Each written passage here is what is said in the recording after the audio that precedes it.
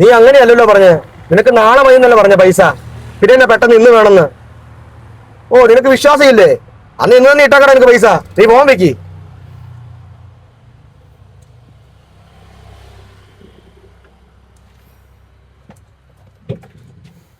രേഷേട്ടേ.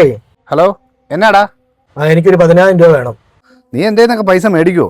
ഞങ്ങളെപ്പോലുള്ള വണ്ടിക്കാർക്ക് നിങ്ങളെപ്പോലുള്ള പിരിവാരെ വെറുപ്പിക്കാൻ പറ്റത്തില്ലല്ലോ. അതുകൊണ്ട് അത്ര അത്യാവശ്യമാണ് വിളിച്ചത്. ഹാ, ചൂടാവാതടാ. നിനക്ക് എപ്പോഴത്തേക്കിനാ വേണ്ടേ? എനിക്കിപ്പോഴത്തേനാ വേണ്ടേ. ആണോ?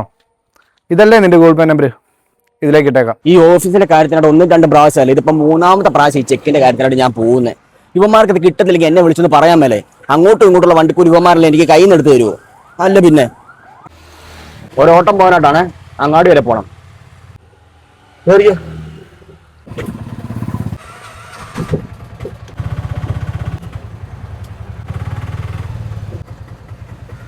എത്രയായി? 60.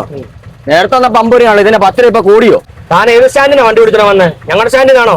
ഞങ്ങളുടെ സ്റ്റാൻഡിനാണെങ്കിൽ ഇവിടെ വരാനായിട്ട് 60 രൂപയാവും. ഓ, താനൊക്കെ ഗുണ്ടായിസല്ലേ? എന്നാ കൊണ്ടുപോയി തിന്ന്. അടാ, നിനക്കൊക്കെ വേറെ വല്ല കലിപ്പുണ്ടല്ലേ? നീയൊക്കെ ഇതിന്റെ വീട്ടിൽ പോയി തീർത്താൽ മതി കേട്ടാ. നീ പോടാ അങ്ങോട്ട്. നീ ഇതിന്റെ കാര്യം നോക്കും. ഓരോ അമ്മമാര് വരും മനുഷ്യന്റെ മൂട് കളയാൻ വേണ്ടി. എന്ത് പറ്റിയടാ? മുഖം വല്ലാതിരിക്കുന്നല്ലോ. അതൊന്നുമില്ല ചേട്ടാ, ഓഫീസിൽ ഓരോ കാര്യം കൊണ്ടേ മടുപ്പാ. എടാ, നീ അധികം ദേഷ്യപ്പെടുകയൊന്നും ചെയ്യില്ലേ? അതൊരു പ്രൈവറ്റ് സ്ഥാപനമല്ലേ, അവിടെ അങ്ങനെയൊക്കെ തന്നെയാ. ചേട്ടൻ്റെ വണ്ടി എന്ത് ചെയ്യേ? അത് വെളി കണ്ടില്ലല്ലോ. വണ്ടി വർക്ക്ഷോപ്പിലാടാ. രാവിലെ മുതൽ എന്നാ നടത്തില്ല, നെഞ്ചിൻ്റെ അകത്തൊരു വേദനയാണ്. നമുക്കൊന്ന് ആശുപത്രി പോയാലോ? അത് വല്ല ഗ്യാസും കെട്ടിയതായിരിക്കും. എടാ, ഇത് ഗ്യാസ് കയറിയതല്ല, നെഞ്ചിൻ്റെ അകത്ത് വേദനയുണ്ട് എനിക്ക്. നീ പോയി ഒരു വണ്ടി വിളിച്ചോണ്ട് പോവാ, നമുക്ക് ഹോസ്പിറ്റലിൽ പോവാം. അതാ നല്ലത്. ഇപ്പൊ വണ്ടി വിളിച്ചോണ്ട് വരാം.